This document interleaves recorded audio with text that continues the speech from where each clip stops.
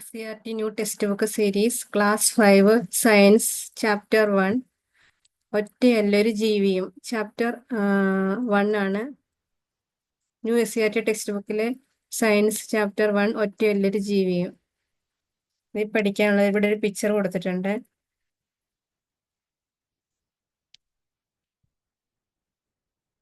ഈ ചിത്രം നിരീക്ഷിക്കൂ. ചിത്രത്തിലെ പക്ഷി ഏതാണെന്ന് ചോദിച്ചേക്കുന്നത്. ഇവയുടെ പ്രധാന ഭക്ഷണം എന്താണ്?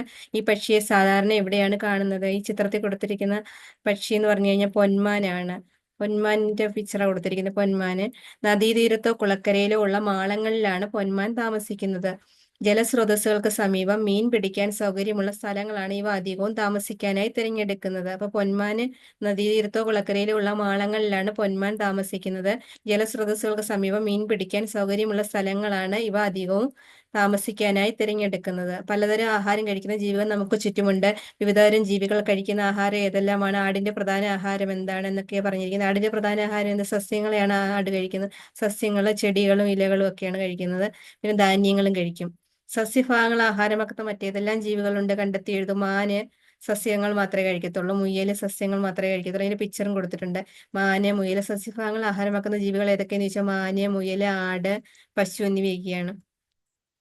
പിന്നെ താഴെ വന്നു കഴിഞ്ഞാൽ വാസസ്ഥലവും ആഹാരവും ഒരു പിക്ചർ കൊടുത്തിട്ടുണ്ട്. വാസസ്ഥല ആഹാരവും കൊക്കിന്റേതും തുമ്പിയുടേതും തവള അവയെല്ലാം ഇവിടെ വസിക്കുന്നതെന്ന്. വാസസ്ഥലവും ആഹാരം. ഇവയുടെ ആഹാരം എന്താണെന്നാണ് പറഞ്ഞിരിക്കുന്നത്. പിന്നെ ഒരു കുളത്തിൽ നദിയിലെ ആമ. ചിത്രത്തിലുള്ള ജീവികൾ ഏതെല്ലാമാണെന്ന് എഴുതുക. ഇവയിൽ സസ്യങ്ങളെ ആഹാരമാക്കുന്ന ജീവികൾ ഏതെല്ലാമാണ്? ചെറുമീനുകള്. സസ്യങ്ങളെ ആഹാരമാക്കുന്ന ജീവികൾ ഏതാ? ചെറുമീനുകള്. പിന്നെ ഗ്രാസ് ഹോപ്പറിന്റെ പിക്ചർ കൊടുത്തിട്ടുണ്ട്. തവള, കൊക്ക് ഇവയൊക്കെ ജീവികളെ ആഹാരമാക്കുന്ന ജീവികളും ഉണ്ട്. സസ്യങ്ങളെ ആഹാരമാക്കുന്ന ജീവികളാണ് ഇവയെല്ലാം.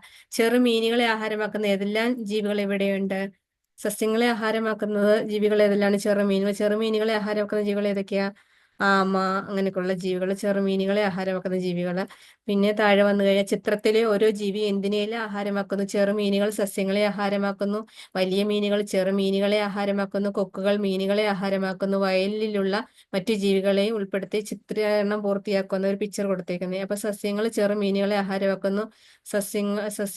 സസ്യങ്ങളെ ആഹാരമാക്കുന്ന പുഴുക്കള്. പിന്നെ ചെറുമീനുകളെ ആഹാരമാക്കുന്ന വലിയ മീനും തവളയും ചെറുമീനുകളെ കഴിക്കുന്നത്. പിന്നെ വലിയ മീനെയും തവളയും കഴിക്കുന്ന കൊക്കാണ് ഇവിടെ പിക്ചറിൽ കൊടുത്തേക്കുന്നത്. പിന്നെ കണ്ണ് ചേർന്ന്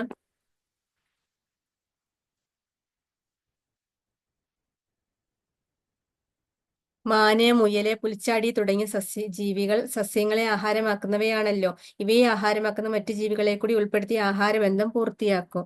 സസ്യങ്ങളെ കഴിക്കുന്നത് മാന്, മുയല്, പുൽച്ചാടി ഇവയെ ആഹാരമാക്കുന്ന ജീവികളും ഉണ്ട്. അവയെ കണ്ടെത്തി എഴുതാനാണ് പറഞ്ഞിരിക്കുന്നത്. പൂർത്തിയാക്കിയ ആഹാരബന്ധം ക്ലാസ്സിൽ അവതരിപ്പിക്കുക. കൂടുതൽ ജീവികളെ ഉൾപ്പെടുത്തി ആഹാരബന്ധം വിപുലീകരിച്ച് ശാസ്ത്ര പുസ്തകത്തിൽ ചിത്രീകരിക്കുന്നത് പറഞ്ഞത്. താഴെ പഠിക്കാനുള്ള പോയിന്റ് ഞാൻ എടുത്തു പറയാം. ആഹാരത്തിനായി ജീവികൾ പരസ്പരം ആശ്രയിക്കുന്നു. ജീവികളുടെ ഈ പരസ്പര ബന്ധമാണ് ആഹാര ശൃംഖലാജാലം. മുകളിൽ ഒന്ന് വായിച്ചു വിട്ടാൽ മതി. പഠിക്കാനൊന്നുമില്ല പ്രത്യേകിച്ച്. ഇവിടാണ് പഠിക്കാനുള്ളത്. ആഹാര ശൃംഖല ജാലം എന്ന് പറഞ്ഞു കഴിഞ്ഞാൽ ഫുഡ് വെബ് എന്നാണ് ഇംഗ്ലീഷിൽ പറയുന്നത്. ആഹാരത്തിനായി ജീവികൾ പരസ്പരം ആശ്രയിക്കുന്നു. ജീവികളുടെ ഈ പരസ്പര ബന്ധമാണ് ആഹാര ശൃംഖല ജാലം എന്ന് പറയുന്നത്. താഴെ ആഹാര ശൃംഖല ജാലം പിക്ചർ കൊടുത്തിട്ടുണ്ട്.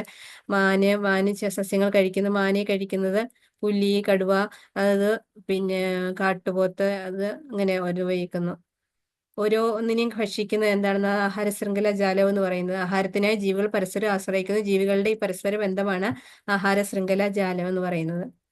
താഴെ വന്നു കഴിഞ്ഞാൽ ശൃംഖലകൾ കടലിലും ഉണ്ട്. ഇങ്ങനെ ആഹാര ശൃംഖല ജാലം കരയിലുള്ളതുപോലെ കടലിലും ഉണ്ട്.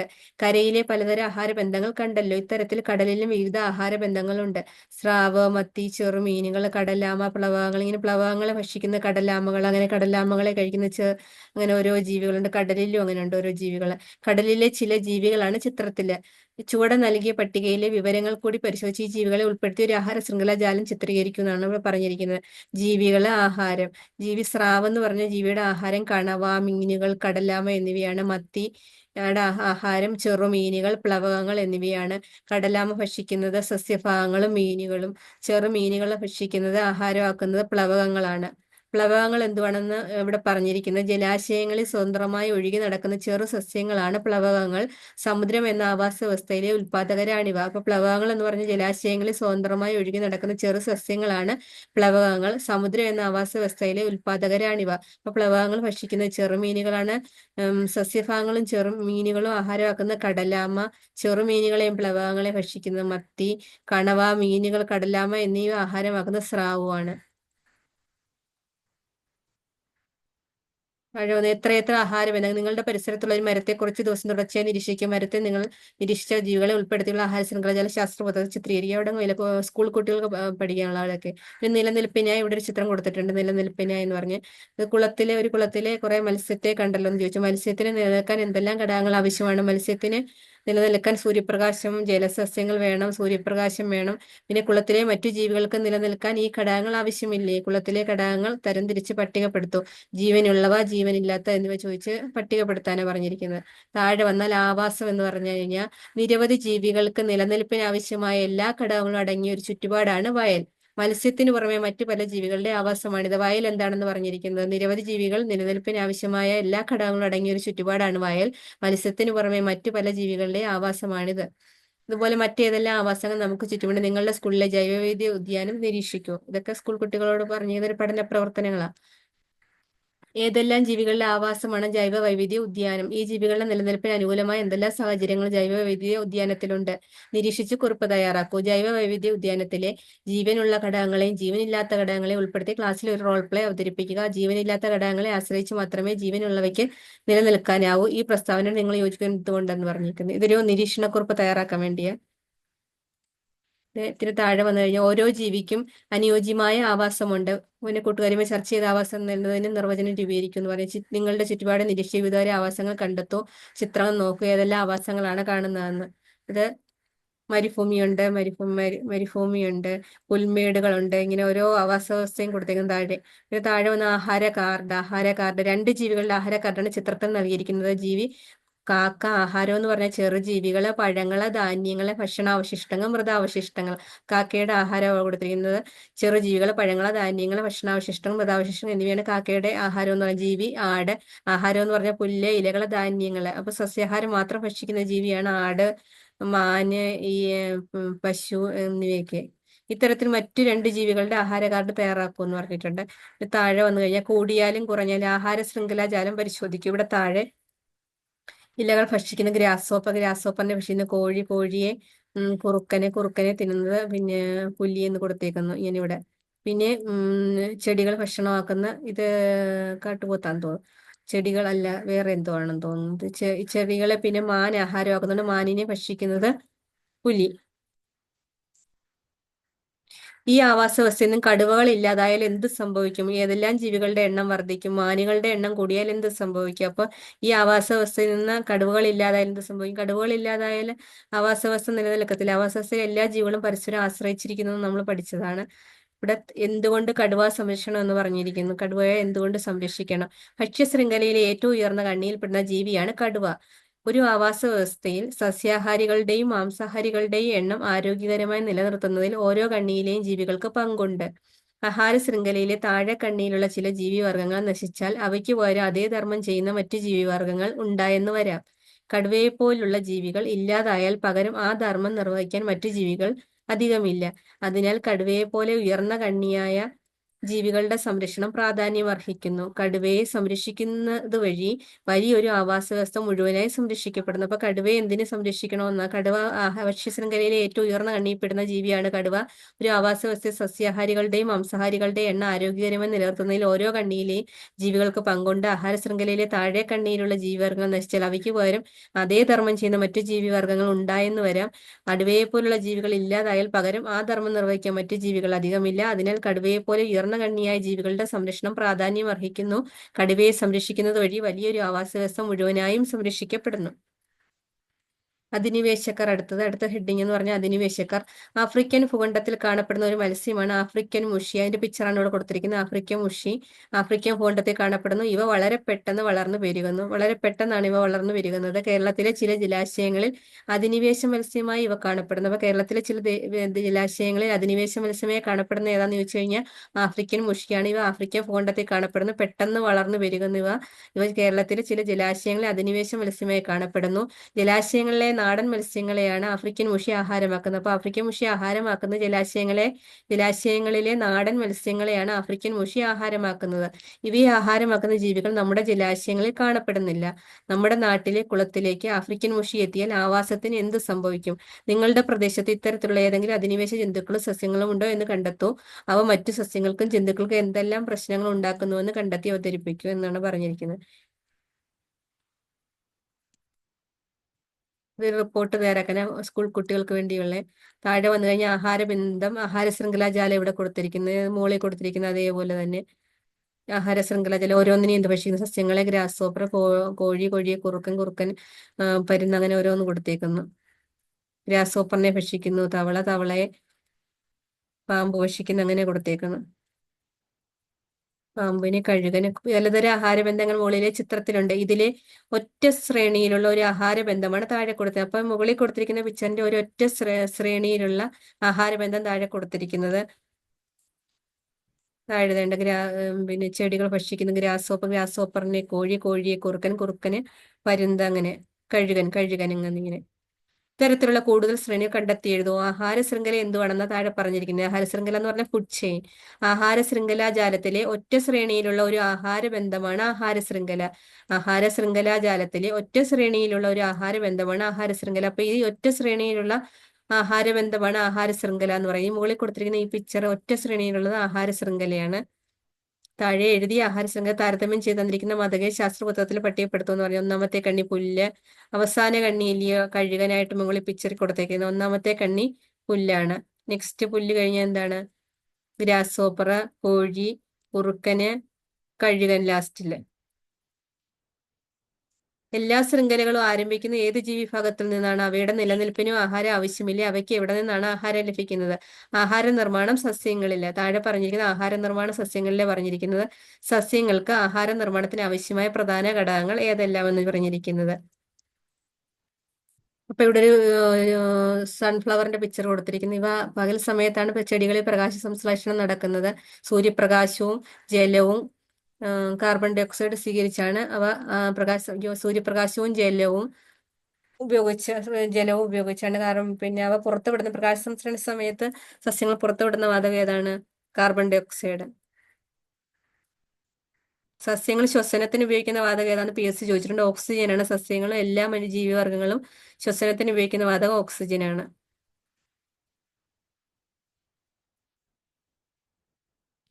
ആഹാര നിർമ്മാണത്തിന് ആവശ്യമായ ഘടകങ്ങൾ ഏതെല്ലാമാണെന്ന് ഇവിടെ ഫില്ല് ചെയ്യാൻ പറയുക. ഒന്ന് കാർബൺ ഡൈ ഓക്സൈഡ്. സസ്യങ്ങൾക്ക് ആഹാര നിർമ്മാണത്തിന് ആവശ്യമായ പ്രധാന ഘടകങ്ങൾ കാർബൺ ഡൈ ഓക്സൈഡ് വേണം, ജലം വേണം, സൂര്യപ്രകാശം വേണം എന്നിവയാണ് സസ്യങ്ങൾക്ക് ആഹാര നിർമ്മാണത്തിന് ആവശ്യം വേണ്ടത്. താഴെ പറഞ്ഞിട്ടുണ്ട്. കാർബൺ ഡൈ ഓക്സൈഡ്, ജലം എന്നിവ ഉപയോഗിച്ച് സസ്യങ്ങൾ ആഹാരം നിർമ്മിക്കുന്നു. സൂര്യപ്രകാശത്തിൽ നിന്നുള്ള ഊർജ്ജമാണ് ഇതിനെ ഉപയോഗപ്പെടുത്തുന്നത്. അതിനാൽ ഈ പ്രവർത്തനത്തെ പ്രകാശ സംശ്ലേഷണം എന്ന് പറയുന്നത്. പകൽ സമയത്താണ് സസ്യങ്ങളിലെ പ്രകാശ സംശ്ലേഷണം നടക്കുന്നത്. ഇലകളിലാണ് സസ്യങ്ങൾ ആഹാരം നിർമ്മിക്കുന്നത്. കാർബൺ ഡൈ ഓക്സൈഡും ജലം എന്നിവ ഉപയോഗിച്ച് സസ്യങ്ങൾ ആഹാരം നിർമ്മിക്കുന്നു. സൂര്യപ്രകാശത്തിൽ നിന്നുള്ള ഊർജ്ജമാണ് ഇതിനെ ഉപയോഗപ്പെടുത്തുന്നത്. അതിനാൽ ഈ പ്രവർത്തനത്തെ പ്രകാശ സംശ്ലേഷണം എന്ന് പറയുന്നു. ഫോട്ടോസിന്തസിസ് എന്ന് പറയുന്നു. ഇലകളിലെ ഹരിതകം അഥവാ ക്ലോറോഫിൽ എന്ന വർണ്ണകമാണ് സസ്യങ്ങളെ ആഹാര നിർമ്മാണത്തിന് സഹായിക്കുന്നത്. സസ്യങ്ങളെ ആഹാര നിർമ്മാണത്തിന് സഹായിക്കുന്ന ഇലകളിലെ ഹരിതകം അഥവാ ക്ലോറോഫിൽ എന്ന വർണ്ണകമാണ്. ഇത് ഇമ്പോർട്ടന്റ് ആണ് കേട്ടോ. ക്ലോറോഫിൽ അഥവാ ഹരിതകമാണ് സസ്യങ്ങളെ ആഹാര നിർമ്മാണത്തിന് സഹായിക്കുന്നത്. ഈ പ്രവർത്തനത്തിന്റെ ഫലമായി ഓക്സിജനും ഉണ്ടാകുന്നു. അപ്പൊ ഈ പ്രവർത്തനത്തിന്റെ ഫലമായി ഉണ്ടാകുന്ന വാതകമാണ് ഓക്സിജന്. പ്രകാശ സംശ്ലേഷണ സമയത്ത് സസ്യങ്ങൾ പുറത്തുവിടുന്ന വാതകമാണ് ഓക്സിജന്. പിന്നെ താഴെ ഊർജ്ജം ലഭിക്കാൻ സസ്യങ്ങളിൽ ആഹാര നിർമ്മാണം നടക്കാൻ സൂര്യപ്രകാശം ആവശ്യമാണെന്ന് കണ്ടല്ലോ. സസ്യങ്ങൾക്ക് സൂര്യപ്രകാശം ലഭിക്കുന്ന പ്രധാനമായും ഏത് ഭാഗം വഴിയാണ് എന്നാണ്? സസ്യങ്ങൾക്ക് സൂര്യപ്രകാശം ലഭിക്കുന്ന ഏത് ഭാഗം വഴിയാണ്? താഴെ ഒരു പിക്ചർ കൊടുത്തിട്ടുണ്ട്. ഒരു തക്കാളിയുടെ പിക്ചറാണെന്ന് തോന്നുന്നു. തക്കാളി ചെടിയുടെ പിക്ചറാണെന്ന് തോന്നുന്നു. പരമാവധി സൂര്യപ്രകാശം പതിക്കുന്ന രീതിയിലാണ് സസ്യങ്ങളിൽ ഇലകൾ ക്രമീകരിക്കപ്പെടുന്നത്. തന്നിരിക്കുന്ന ചിത്രത്തിലെ ഇലകളുടെ ക്രമീകരണം നോക്കൂ. എന്തെങ്കിലും പ്രത്യേകതകളുണ്ടോ എന്നാണ് ചോദിച്ചത്. താഴെ ചെമ്പരത്തിപ്പൂ ഇലയും പിക്ചറുണ്ട്. ഓരോ തുളസിയുടെ പിക്ചർ കൊടുത്തിട്ടുണ്ട്. ചെമ്പരത്തി, തുളസി, തുളസി, താഴെ മാവ്, ഏഴിലം പാല എന്നിവയൊക്കെ പിക്ചർ കൊടുത്തിട്ടുണ്ട്. ഓരോ ഇലയുടെ വർഗീകരണം വ്യത്യസ്തമാണ് ഓരോ ചെടിയിലും. നിങ്ങളുടെ പരിസരത്തുള്ള ചെടികൾ നിരീക്ഷിച്ച് ഒരേ രീതിയിൽ ഇലകൾ ക്രമീകരിച്ചിരിക്കുന്നതിനെ കൂട്ടങ്ങളാക്കും എന്ന് പറയും. ചെമ്പരത്തി പോലുള്ളവയിൽ ഇങ്ങനെയാണ് ഇല ക്രമീകരിച്ചിരിക്കുന്നത്. തുളസി പോലുള്ളവയിൽ ഇങ്ങനെ, ഏഴിലമ്പാല പോലുള്ളവയിൽ ഇങ്ങനെ, അങ്ങനെയാണ് ഇലകൾ ചിത്രീകരിച്ചിരിക്കുന്നത്. വിവിധ സസ്യങ്ങളിലെ ഇലകളുടെ ക്രമീകരണം വരച്ച് ആൽബം തയ്യാറാക്കും. ഇലപ്പച്ചയ്ക്ക് പിന്നിൽ ഇലകൾക്ക് പൊതുവെ പച്ച നിറമാണല്ലോ, എന്നാൽ പല നിറത്തിലുള്ള ഇലകൾ നിങ്ങൾ ശ്രദ്ധിച്ചിട്ടുണ്ടാവുമല്ലോ. നിങ്ങളുടെ പരിസരത്ത് നിന്ന് വ്യത്യസ്ത നിറങ്ങളുള്ള ഇലകൾ ശേഖരിച്ച ഇലകൾ ബ്ലോട്ടിംഗ് പേപ്പറിൽ ഉരച്ചു നോക്കൂ. സസ്യത്തിന്റെ പേരും ഇലയുടെ നിറവും ബ്ലോട്ടിംഗ് പേപ്പറിൽ കണ്ട നിറവും പട്ടികപ്പെടുത്തും. അപ്പൊ സസ്യങ്ങളുടെ ഇലയുടെ നിറവും സസ്യത്തിന്റെ പേര് ഇവിടെ കൊടുത്തേക്കുന്ന ഇലയുടെ നിറം. ചീരയാണെങ്കിൽ അതിന്റെ ഇലയുടെ നിറം ചുവപ്പ്. ബ്ലോട്ടിംഗ് പേപ്പറിൽ കണ്ടെത്തുന്ന നിറം ഇവിടെ എഴുതണം. അതാണ് പറഞ്ഞിരിക്കുന്നത് ഈ പട്ടികയില്. ഇലകളിലെ പച്ച നിറമുള്ള വർണ്ണകമാണ് ഹരിതകം. അപ്പൊ ഇലകളിലെ പച്ച നിറമുള്ള വർണ്ണകമാണ് ഹരിതകം എന്ന് പറയുന്നത്. ഹരിതകം എന്താണെന്ന് ചോദിച്ചു കഴിഞ്ഞാൽ ഇലകളിലെ പച്ച നിറമുള്ള വർണ്ണകമാണ് ഹരിതകം. പിന്നെ പല നിറം. നിങ്ങളുടെ സ്കൂളിലെ ജൈവവൈദ്യ ഉദ്യാനം നിരീക്ഷിക്കൂ. വിവിധ നിറങ്ങളിലുള്ള പൂക്കളും ഇലകളും കാണുന്നില്ലേ? പച്ച നിറത്തിന് കാരണം ഹരിതകമാണെന്ന് കണ്ടെത്തിയില്ല. അപ്പൊ ഇലകളിലെ പച്ച നിറത്തിന് കാരണം ഹരിതകം അതോ ക്ലോറോഫിലാണ്. മറ്റു നിറങ്ങൾക്ക് കാരണമായ വർണ്ണകങ്ങൾ ഏതെല്ലാമാണ്? പട്ടിക നോക്കി കണ്ടെത്തൂ. അപ്പൊ ഇലകളിലെ ചുവപ്പ് നിറത്തിന് കാരണം ഏതാണ്? ഏത് വർണ്ണകമാണ്? ആന്തോസയാനിനാണ്. ഇലകളിലെ ഓറഞ്ച് നിറത്തിന് കാരണമായ വർണ്ണകം കരോട്ടിനാണ്. പിന്നെ ഇലകളിലെ മഞ്ഞ നിറത്തിന് കാരണമായ വർണ്ണകം സാന്തോഫിലാണ്. മഞ്ഞ നിറത്തിന് കാരണം സാന്തോഫിലും ഇലകളുടെ ഓറഞ്ച് നിറത്തിന് കാരണം കരോട്ടിനും ചുവപ്പ് നിറത്തിന് കാരണം ആന്തോസയാനിനും. ചീരയുടെ ഇലയ്ക്ക് ചുവപ്പ് കളറില്ലേ? ചുവപ്പ് നിറത്തിന് കാരണം ആന്തോസയാനിനാണ്. മഞ്ഞ നിറത്തിന് കാരണം സാന്തോഫില്, ഓറഞ്ച് നിറത്തിന് കാരണം കരോട്ടിന്. ക്യാരറ്റിലൊക്കെ ഓറഞ്ച് നിറത്തിൽ കാണുന്നത്. വാതക വിനിമയ സസ്യങ്ങളിൽ പ്രകാശ സംശ്ലേഷണത്തിന് ഉപയോഗിക്കുന്ന വാതകമാണ് കാർബൺ ഡൈ ഓക്സൈഡ് എന്ന് നിങ്ങൾ മനസ്സിലാക്കിയല്ലോ. അപ്പൊ പ്രകാശ സംശ്ലേഷണത്തിന് ചെടികൾ ഉപയോഗിക്കുന്ന വാതകം ഏതാണെന്ന് ചോദിച്ചാൽ കാർബൺ ഡൈ ഓക്സൈഡ് ആണ്. ഇവയിൽ ഏത് വാതകമാണ് ജീവികൾ ശ്വസനത്തിന് ഉപയോഗിക്കുന്നത് ഏതാണ്? ഓക്സിജൻ ആണ്. ചെടികൾ ശ്വസനത്തിന് ഉപയോഗിക്കുന്ന ഓക്സിജൻ ആണ്. അന്തരീക്ഷത്തിൽ കാർബൺ ഡൈ ഓക്സൈഡ് മാത്രമാണോ ഉള്ളതല്ല. അന്തരീക്ഷത്തിൽ കാർബൺ ഡൈ ഓക്സൈഡും പലതരം വാതകങ്ങൾ അടങ്ങിയും. താഴെ അതിന്റെ പിക്ചർ കൊടുത്തിട്ടുണ്ട്. അന്തരീക്ഷത്തിലെ വാതകങ്ങളുടെ അളവ് കാണിക്കുന്ന ചിത്രീകരണമാണ് താഴെ കൊടുത്തിരിക്കുന്നത് ഈ പിക്ചർ.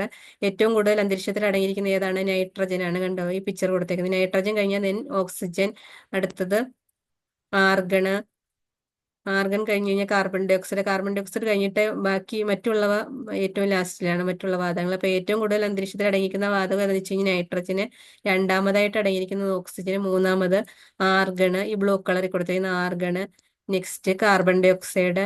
കാർബൺ ഡൈ ഓക്സൈഡ് ചെറിയ അളവിലുള്ള 0.13% അങ്ങനെ എന്തോ. മറ്റുള്ളവ ഏറ്റവും ലാസ്റ്റിൽ. അപ്പൊ ഏറ്റവും കൂടുതൽ nitrogen, then oxygen, then argon, then carbon dioxide, മറ്റുള്ളവ. ഊർജം ലഭിക്കാനാണ് ജീവികൾ ശ്വസിക്കുന്നത്.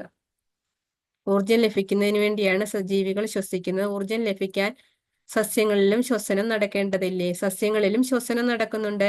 എല്ലാ ജീവികളും ശ്വസനത്തിനായി ഓക്സിജനാണ് ഉപയോഗിക്കുന്നത്. കണ്ടോ, ഇത് പരീക്ഷയ്ക്ക് ചോദിച്ചിട്ടുണ്ട്. PSCയുടെ പരീക്ഷയ്ക്ക് സസ്യങ്ങൾ ശ്വസിക്കാൻ ഉപയോഗിക്കുന്ന വാതകം ഓക്സിജനാണ്. അതുപോലെ എല്ലാ ജീവികളും ശ്വസനത്തിനായി ഓക്സിജനാണ് ഉപയോഗിക്കുന്നത്.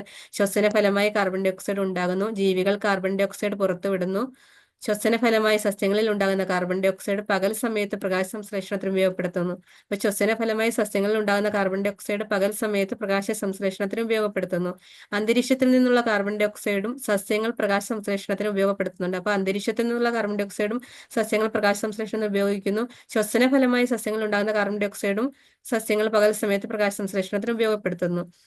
ഇലകളിലൂടെയാണ് വായു സസ്യത്തിനകത്തേക്ക് പ്രവേശിക്കുന്നത്. ഇലകളിലൂടെയാണ് അപ്പോൾ വായു സസ്യത്തിനകത്തേക്ക് പ്രവേശിക്കുന്നത്. ഇതിനായി ഇലകളിൽ പ്രത്യേക ഭാഗം വല്ലതും ഉണ്ടോ എന്ന് പരിശോധിക്കുക. ഇലയുടെ പാളി മൈക്രോസ്കോപ്പിലൂടെ നിരീക്ഷിച്ച് ശാസ്ത്രബോധത്തിൽ വരയ്ക്കുമെന്നാണ് പറഞ്ഞത്. ഇവിടെ സസ്യങ്ങളിൽ ശ്വസനം നടക്കുന്നുണ്ട്. എല്ലാ ജീവികളിലും ശ്വസനത്തിനായി ഓക്സിജനാണ് ഉപയോഗിക്കുന്നത്. ശ്വസന ഫലമായി കാർബൺ ഡൈ ഓക്സൈഡ് ഉണ്ടാകുന്നു. ജീവികൾ കാർബൺ ഡൈ ഓക്സൈഡ് പുറത്തുവിടുന്നു. ശ്വസന ഫലമായി സസ്യങ്ങൾ ഉണ്ടാകുന്ന കാർബൺ ഡൈ ഓക്സൈഡ് പകൽ സമയത്ത് പ്രകാശ സംശ്ലേഷണത്തിന് ഉപയോഗപ്പെടുത്തുന്നു. അന്തരീക്ഷത്തിൽ നിന്നുള്ള കാർബൺ ഡൈ ഓക്സൈഡ് സസ്യങ്ങൾ പ്രകാശ സംശ്ലേഷണത്തിന് പ്രയോജനപ്പെടും. അപ്പൊ സസ്യങ്ങൾ പ്രകാശ സംശ്ലേഷണത്തിന് അന്തരീക്ഷത്തിൽ നിന്നുള്ള കാർബൺ ഡൈ ഓക്സൈഡ് ഉപയോഗിക്കുന്നുണ്ട്. ശ്വസന ഫലമായി സസ്യങ്ങൾ ഉണ്ടാകുന്ന കാർബൺ ഡൈ ഓക്സൈഡ് ഉപയോഗിച്ചാണ് പ്രകാശ സംശ്ലേഷണം നടത്തുന്നത്. പിന്നെ ശ്വസന ഫലമായി കാർബൺ ഡൈ ഓക്സൈഡ് ജീവികളിൽ ഉണ്ടാകുന്ന ജീവികൾ കാർബൺ ഡൈ ഓക്സൈഡ് പുറത്തുവിടുകയും ചെയ്യുന്നു. താഴെ വന്നിരിക്കുന്ന ഒരു പിക്ചർ മൈക്രോസ്കോപ്പിന്റെ പിക്ചറാണ് ഇവിടെ കൊടുത്തിരിക്കുന്നത്. കണ്ണുകൾ കൊണ്ട് നേരിട്ട് കാണാൻ കഴിയാത്ത വസ്തുക്കളെ വലുതായി കാണാൻ ഉപയോഗിക്കുന്ന ഉപകരണമാണ് മൈക്രോസ്കോപ്പ്. അപ്പൊ നമുക്ക് കണ്ണുകൾ കൊണ്ട് നേരിട്ട് കാണാൻ കഴിയാത്ത വസ്തുക്കളെ വലുതാക്കി കാണാൻ ഉപയോഗിക്കുന്ന ഉപകരണമാണ് മൈക്രോസ്കോപ്പ്. ഇത് സ്കൂളുകളിലൊക്കെ ഉണ്ട്, ലാബിലൊക്കെ കാണും. ഇവിടെ ചിത്രം ഒരു ഇലയുടെ പിക്ചറാണ്. അത് മൈക്രോസ്കോപ്പിലൂടെ അതിനെ നോക്കുമ്പോൾ നമുക്ക് എൻലാർജ് ചെയ്ത് കാണാം. വളരെ വലുതാക്കി ആ ഇലയിലെ ഓരോന്നും കാണാൻ പറ്റും. സ്റ്റോമാറ്റയാണ് ഇവിടെ ഒരു പിക്ചർ കൊടുത്തേക്കുന്നത്. ഇവിടെ മൈക്രോസ്കോപ്പിലൂടെ ഈ ഇല നോക്കുമ്പോഴുള്ള പിക്ചറാണ് ഇവിടെ കൊടുത്തിരിക്കുന്നത്. സ്റ്റോമാറ്റയാണ് കാണിച്ചിരിക്കുന്നത്, ഇവിടെ ലേബിൾ ചെയ്തിരിക്കുന്നത്. ഇലകളിലുള്ള ഈ സൂക്ഷ്മ സുഷിരങ്ങൾ സ്റ്റൊമാറ്റ എന്നറിയപ്പെടുന്നു. ഈ മേളിൽ കാണിച്ചിരിക്കുന്ന ഈ പിക്ചർ ഇലകളിലുള്ള സൂക്ഷ്മ സുഷിരങ്ങളാണ് സ്റ്റൊമാറ്റ എന്നറിയപ്പെടുന്നത്. ഇതിലൂടെയാണ് അന്തരീക്ഷവായു സസ്യത്തിനകത്തേക്ക് പ്രവേശിക്കുന്നത്. അപ്പൊ ഇലകളിലുള്ള സൂക്ഷ്മ സുഷിരങ്ങൾ സ്റ്റൊമാറ്റ എന്നറിയപ്പെടുന്നു. ഈ സ്റ്റൊമാറ്റ വഴിയാണ് അന്തരീക്ഷവായു സസ്യത്തിനകത്ത് പ്രവേശിക്കുന്നത്. പ്രകാശ സംശ്ലേഷണ ഫലമായി ഉണ്ടാകുന്ന ഓക്സിജൻ പുറന്തള്ളുന്നത് ഈ സുഷിരങ്ങളിലൂടെയാണ്. പ്രകാശ സംശ്ലേഷണ ഫലമായി ഉണ്ടാകുന്ന ഓക്സിജൻ പുറന്തള്ളുന്നതും ഈ സുഷിരങ്ങളിലൂടെയാണ്. ചെടികളിൽ പ്രകാശ സംശ്ലേഷണം പകൽ സമയത്ത് നടക്കുന്നു. കാർബൺ ഡൈ ഓക്സൈഡ് സ്വീകരിച്ചിട്ട് അവ ഓക്സിജൻ പുറന്തള്ളുന്നു. ഈ സ്റ്റൊമാറ്റ വഴിയാണ് അന്തരീക്ഷവായു സസ്യത്തിനകത്തേക്ക് പ്രവേശിക്കുന്നതും അതിലൂടെ തന്നെയാണ് ഓക്സിജൻ ഈ സ്റ്റൊമാറ്റ വഴി തന്നെയാണ് പ്രകാശ സംശ്ലേഷണ ഫലമായി സസ്യങ്ങളിൽ ഉണ്ടാകുന്ന ഓക്സിജൻ പുറന്തള്ളുന്നതും. ഇത് രണ്ടും ഈ സ്റ്റൊമാറ്റ വഴി തന്നെയാണ് നടത്തുന്നത്.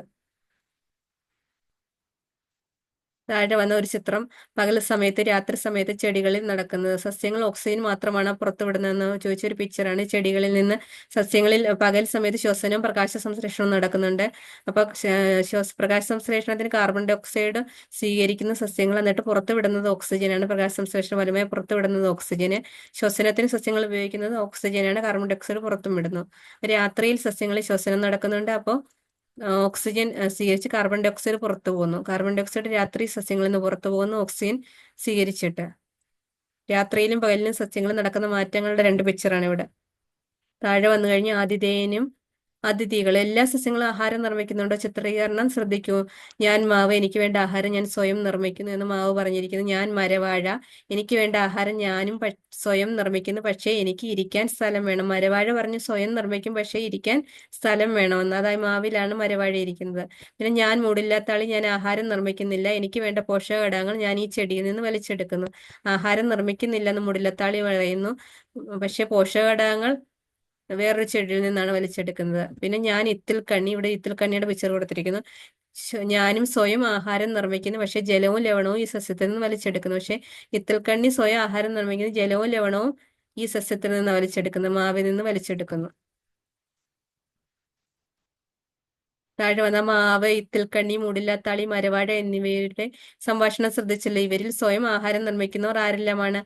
പ്രകാശ സംശ്ലേഷണത്തിന് ആവശ്യമായ സൂര്യപ്രകാശം, കാർബൺ ഡൈ ഓക്സൈഡ് എന്നിവ ഈ സസ്യങ്ങൾക്ക് ലഭിക്കുന്നത് ഒരേ രീതിയിലാണ്. അപ്പൊ പ്രകാശ സംശ്ലേഷണത്തിന് ആവശ്യമായ സൂര്യപ്രകാശവും കാർബൺ ഡൈ ഓക്സൈഡും ലഭിക്കുന്നത് ഈ സസ്യങ്ങൾക്കെല്ലാം ഒരേ രീതിയിലാണ്. എന്നാൽ ജലം ലഭിക്കുന്നതോ? മാവിന് ജലം ലഭിക്കുന്നത് എവിടെ നിന്നാണ്? മരവാഴയ്ക്കും ഇത്തിൽക്കണ്ണിക്കുമോ? മരവാഴയുടെ ചിത്രം നിരീക്ഷിക്കുന്നു പറഞ്ഞത്. ഇവിടെ താഴെ മരവാഴയുടെ ചിത്രം കൊടുത്തിട്ടുണ്ട്. മരവാഴ രണ്ടു തരം വേരുകൾ കാണുന്നില്ല. ഈ മരവാഴയുടെ പിക്ചർ രണ്ടു തരം വേരുകൾ കാണുന്നുണ്ട്. എന്താണ് ഈ വേരുകളുടെ ധർമ്മം എന്നാണ് ചോദിച്ചിരിക്കുന്നത്. വെളുത്ത നിറത്തിൽ കാണപ്പെടുന്ന കട്ടികൂടിയ വേരുകൾ എവിടേക്കാണ് വളർന്നു നിൽക്കുന്നത്? വെളുത്ത നിറത്തിലുള്ള കട്ടികൂടിയ വേരുകൾ എവിടേക്കാണ് വളർന്നു നിൽക്കുന്നതെന്ന്.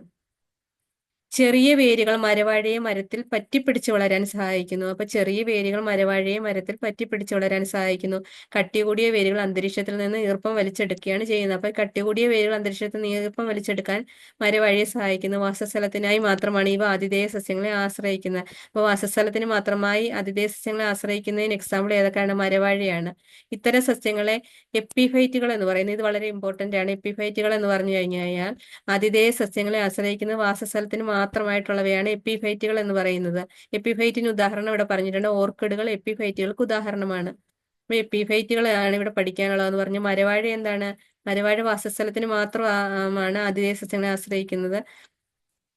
മരവാഴയെ മരത്തിൽ പറ്റിപ്പിടിച്ച് വളരാൻ സഹായിക്കുന്ന ചെറിയ വേരുകളാണ്. കട്ടികൂടിയ വേരുകൾ അന്തരീക്ഷത്തിൽ നിന്ന് ഈർപ്പം വലിച്ചെടുക്കുകയാണ് ചെയ്യുന്നത്. വാസസ്ഥലത്തിനായി മാത്രമാണ് ഈ ആതിഥേയ സസ്യങ്ങളെ ആശ്രയിക്കുന്നത്. ഇത്തരം സസ്യങ്ങളെ എപ്പിഫൈറ്റുകൾ എന്ന് പറയുന്നു. അപ്പൊ എപ്പിഫൈറ്റുകൾക്ക് ഉദാഹരണം ചോദിച്ചു കഴിഞ്ഞാൽ ഓർക്കിഡുകൾ എപ്പിഫൈറ്റുകൾക്ക് ഉദാഹരണമാണ്. വാസസ്ഥലത്തിന് മാത്രമാണ് ഈ ആതിഥേയ സസ്യങ്ങളെ ആശ്രയിക്കുന്നത്. ഇത്തരം സസ്യങ്ങളെ എപ്പിഫൈറ്റുകൾ എന്ന് പറയുന്നു. എപ്പിഫൈറ്റുകളെ അത് ഇമ്പോർട്ടന്റ് ആണ്. എപ്പിഫൈറ്റുകളെ നിരീക്ഷിച്ച് വേരുകളുടെ പ്രത്യേകത മനസ്സിലാക്കൂ. എപ്പിഫൈറ്റുകൾ വളരുന്നതുകൊണ്ട് ആതിഥേയ സസ്യത്തിന് ദോഷമുണ്ടാകും എന്നൊക്കെ ചോദിച്ചിരുന്നു. താഴെ വന്നു കഴിഞ്ഞാൽ എത്രയുള്ളൂ. എപ്പിഫൈറ്റുകൾ എന്ന് പറഞ്ഞാൽ വാസസ്ഥലത്തിന് മാത്രം മറ്റു ചെടികളെ ആശ്രയിക്കുന്നവയാണ് എപ്പിഫൈറ്റുകൾ എന്ന് പറയുന്നത്. താഴെ ഇത്തിൽക്കണ്ണിയുടെ വേരുകളുടെ ചിത്രം ശ്രദ്ധിക്കും. ഇത്തിൽക്കണ്ണിയുടെ പിക്ചറാണ് ഇവിടെ കൊടുത്തിരിക്കുന്നത്. ഇത്തിൽക്കണ്ണിയുടെ വേര് ഇവിടെ കൊടുത്തിരിക്കുന്നു.